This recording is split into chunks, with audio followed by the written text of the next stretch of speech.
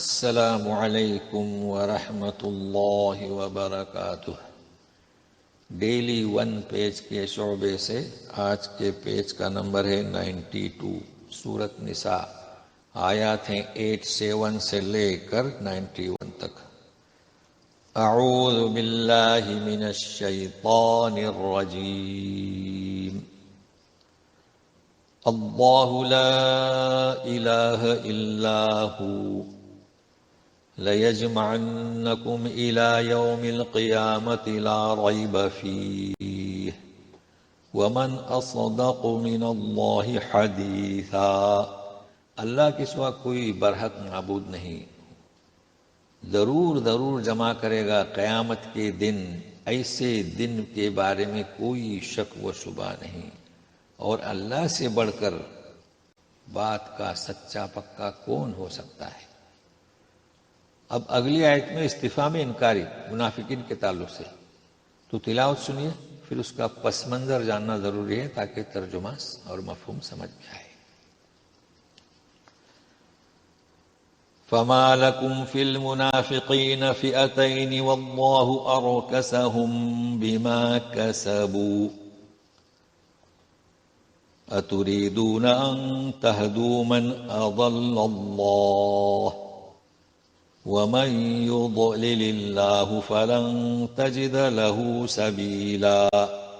استفہام انکاری، تمہیں کیا ہو گیا منافقین کے بارے میں کہ دو جماعتیں ہو گئے؟ تو اس کا پس منظر یہ ہے کہ مدینہ سے منافقین باہر نکلے جنگ احد میں شرکت کے لیے، اور درمیان سے ہی واپس ہو گئے۔ اب مسلمانوں میں دو جماعتیں ہو گئی، ایک جماعت کہہ رہی تھی کہ انہیں قتل کر دیا جائے، ایک جماعت چھوڑ دیا جائے۔ تو منافقین کے بارے میں تمہارے دو گروہ کیوں ہے؟ اللہ نے انہیں اوندا کر دیا، ارکسے نے الٹا پھیر دیا، اوندا کر دیا ان کے کرتوتوں کے سبب۔ وہ کیا تھی کرتوت؟ دو رخاپن نفاق۔ تو کیا تم چاہتے ہو تہدو ہے، تہتدو نہیں ہے، تہتدو یعنی ہدایت حاصل کرنا، انہیں ہدایت کرو، انہیں ہدایت دو جسے اللہ نے گمراہ کیا۔ تو جسے اللہ گمراہ کرتا ہے تو آپ اس کے لیے کوئی راہ نہیں پا سکتے کہ وہ ہدایت پر آئے۔ اچھا، اب ایک اور شکل بیان کی جا رہی ہے منافقین کی، تو سنیے گا۔ وَدُّوا لَوْ تَكْفُرُونَ كَمَا كَفَرُوا فَتَكُونُونَ سَوَاءً فَلَا تَتَّخِذُوا مِنْهُمْ أَوْلِيَاءَ حَتَّى يُهَاجِرُوا فِي سَبِيلِ اللَّهِ فَإِن تَوَلَّوْا فَخُذُوهُمْ وَاقْتُلُوهُمْ حَيْثُ وَجَدتُّمُوهُمْ وَلَا تَتَّخِذُوا مِنْهُمْ وَلِيًّا وَلَا نَصِيرًا۔ چونکہ اس آیت میں ہجرت کا ذکر ہے، اس لیے کوشش کرتے ہیں سمجھنے کی، چاہتے ہیں وہ کہ تم بھی کفر کرو جیسے انہوں نے کیا، تاکہ تم ایک جیسے ہو جاؤ برابر۔ لہذا ایسے لوگوں کو اولیاء، ولی کی جمع، رازدار دوست مت بناؤ یہاں تک کہ وہ اللہ کی راہ میں ہجرت کریں۔ کیا مطلب ہجرت کریں؟ یہ اطراف مدینہ سے آئے تھے، ایک منافقین تو مدینہ میں تھے، یہ اطراف سے۔ تو شرط ہے، وہ آ کر کہتے تھے کہ ہم مسلمان ہیں، تو شرط ہے کہ وہ ہجرت کریں، یعنی چاہتے ہیں کہ تم بھی کفر میں شریک ہو جاؤ، لہذا ان کے اسلام کے لیے شرط کہ ہجرت کر کے مدینہ آئے۔ اب اگر وہ نہیں مان رہے ہیں، روگردانی کرتے ہیں، تو پکڑو انہیں اور جہاں پاؤ قتل کرو، اور ان میں سے کسی کو اپنا دوست، حمایتی، رفیق اور مددگار مت سمجھو۔ تو ہر ایک آیت کا پس منظر ہے، پہلی کا پس منظر اور دوسری کا اور۔ اب استثنائی صورت تیسری آیت میں، تو سنیے گا۔ إِلَّا الَّذِينَ يَصِلُونَ إِلَىٰ قَوْمٍ بَيْنَكُمْ وَبَيْنَهُم مِّيثَاقٌ أَوْ جَاءُوكُمْ حَصِرَتْ صُدُورُهُمْ أَن يُقَاتِلُوكُمْ أَوْ يُقَاتِلُوا قَوْمَهُمْ وَلَوْ شَاءَ اللَّهُ لَسَلَّطَهُمْ عَلَيْكُمْ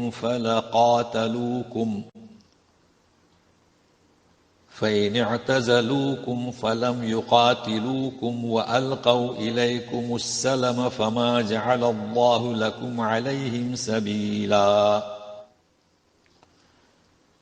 ہاں مگر ایسے کہ جو اس قوم سے جا کر ملے ہیں، یسیلون یا جا کر ملتے ہیں، جن کے تمہارے اور ان کے درمیان عہد و پیمان ہے. کیا عہد و پیمان؟ جیسے ہم کہتے ہیں نا اتحادی ملک، کہ ہم آپس میں نہیں لڑیں گے اور کوئی ہم پر حملہ کرے گا تو ہم ایک دوسرے کا ساتھ دیں گے. یہ ہے ایک چیز. یا ہے کہ وہ آئے ہیں تمہارے پاس مگر ان کے سینے تنگ ہیں کہ تم سے قتال کریں، یا اس قوم سے، اپنی اس قوم سے جن سے وہ ملے ہیں وہ بھی تمہاری اتحادی ہیں، تو نہ ان سے لڑنا چاہتے نہ آپ سے. اچھا، درمیان میں ایک کلمہ آیا ہے، اگر اللہ چاہتا تو انہیں تم پر مسلط کر دیتا اور وہ تم سے جنگ کرتے. تو اب ایسا بھی نہیں ہے. تو فَإِنِ اعْتَزَلُوكُمْ، اگر وہ تم سے کنارہ کشی اختیار کرتے ہیں، اس کی وضاحت کیا کہ تم سے جنگ نہیں کرتے بلکہ کیا کرتے ہیں، سلامتی کا ہاتھ بڑھاتے ہیں، تو پھر ان کے خلاف تمہیں اللہ نے کوئی راہ ایجاد نہیں دی. فَمَا جَعَلَ اللَّهُ لَكُمْ عَلَيْهِمْ سَبِيلًا. تو یہ استثنائی صورت ہوئی، یعنی وہ امن چاہتے ہیں. اچھا، اب ایک ابھی اور کا ترجمہ دیکھیں، آگے ہے ستجدون آخری، اور قسم ہے. تو منافق اور پھر یعنی اطراف مدینہ کے منافق، اور پھر استثنائی صورت کہ جن کے خلاف آپ کوئی عمل اختیار نہ کریں. تو اب ایک دوسرے، تو سنیے وہ کون ہے. ستجدون آخرین یریدون ان یأمنوکم ویأمنوا قومهم کلما ردوا الى الفتنة ارقصوا فیہا فَإِن لَّمْ يَعْتَزِلُوكُمْ وَيُلْقُوا إِلَيْكُمُ السَّلَمَ وَيَكُفُّوا أَيْدِيَهُمْ فَخُذُوهُمْ وَاقْتُلُوهُمْ حَيْثُ ثَقِفْتُمُوهُمْ وَأُولَئِكُمْ جَعَلْنَا لَكُمْ عَلَيْهِمْ سُلْطَانًا مُبِينًا. جی اب دیکھیے یہ کون سی قوم ہے.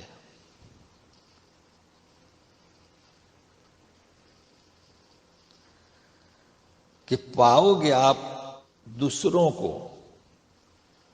جو چاہتے ہیں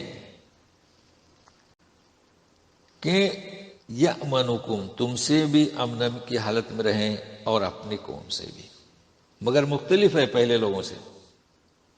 پہلے اس کی پہلی آیت میں کہا گیا کہ وہ کنار کشی اختیار کرتے ہیں، تم سے جنگ نہیں کرتے، ہاتھ بڑھاتے ہیں صلح کا. یہ اور ہیں، تم سے بھی امن چاہتے ہیں اور اپنی قوم سے بھی، لیکن جب انہیں لوٹایا جاتا ہے فتنہ سے مراد قتال، جنگ کی طرف، تو الٹے پھر جاتے ہیں. کہاں؟ شرک کی طرف. تو ایسے لوگ اگر کنارہ کشی اختیار نہیں کرتے اور تمہاری طرف سلامتی کا ہاتھ نہیں ڈالتے اور اپنے ہاتھوں کو نہیں روکتے، تو پھر انہیں آپ پکڑیے اور قتل کیجیے جہاں پاؤ. جی وَأُولَئِكُمْ،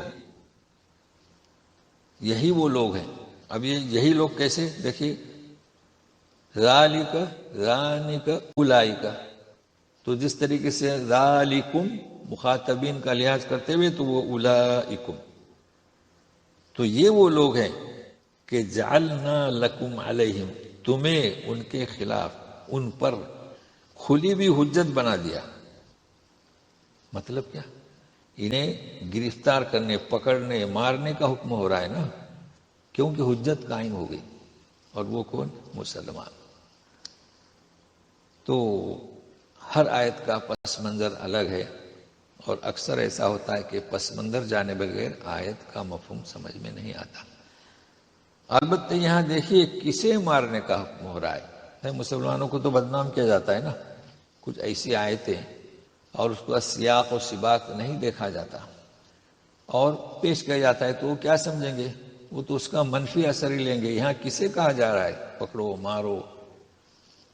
کہ جو اس قدر کھلی ہوئی مخالفت کرتے ہیں. جو اسلام کو مٹانے کے درپیش رہتے ہیں، ایسے لوگوں کے لیے کہا جا رہا ہے۔ تو پوری آیات کلام پاک کی آپ غور و فکر کرتے رہیں تو انشاءاللہ پھر ملتے ہیں۔ والسلام علیکم ورحمۃ اللہ وبرکاتہ۔